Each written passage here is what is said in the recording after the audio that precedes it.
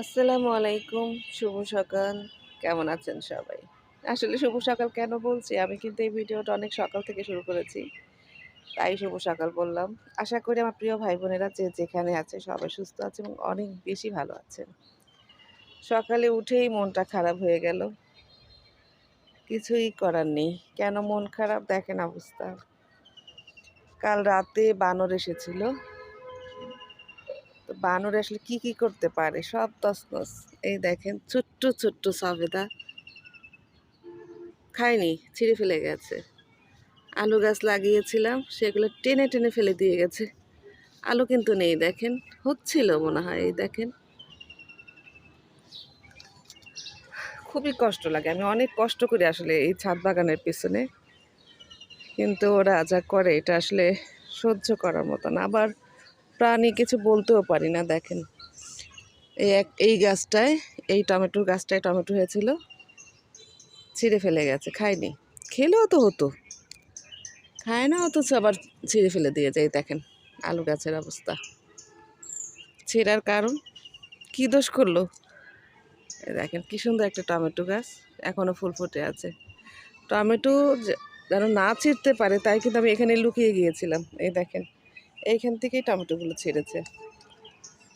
আরও দেখাচ্ছি, আমার সাথে থাকেন কি করতে পারে।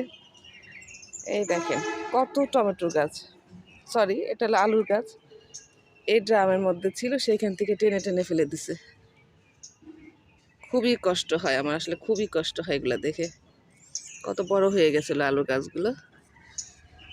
আর ওই যে বড়ি শেয়ার করেছিলাম আপনাদের সাথে, দেখেন বড়ি কিন্তু আর একটাও খায়নি, সব ছিঁড়ে ফেলেছে। দেখেন অবস্থা, দেখেন কি করেছে, সব খেয়ে শুধু কোনোটা কোনোটা দেখা যাচ্ছে একটা কামড় দিয়েছে, কোনোটা আবার খাইও নি। দেখেন এত টর্চার করলে কি সহ্য করা যায় বলেন? আরও অনেক কিছু করেছে, আমি গুছিয়েছি কিছুটা।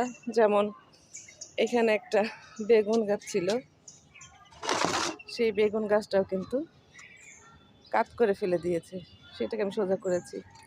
এই দেখেন আলু গাছ ভিতরে সব উঠে ফেলেছে, সব উঠিয়ে ফেলছে ওরা, কিছুই আসলে রাখবে না।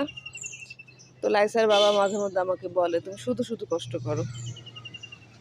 কষ্ট করে আসলে আমাকে ছাদ বাগান করতে ভালো লাগে তাই, কিন্তু ওরা আসলে এমন ক্ষতি করে যেটা সহ্য করার মতো না। এই যে পেঁপে গাছটা কখন আসলে পেঁপে হতেই দেয় না, ফুল আছে কিন্তু হতেই দেয় না। যাই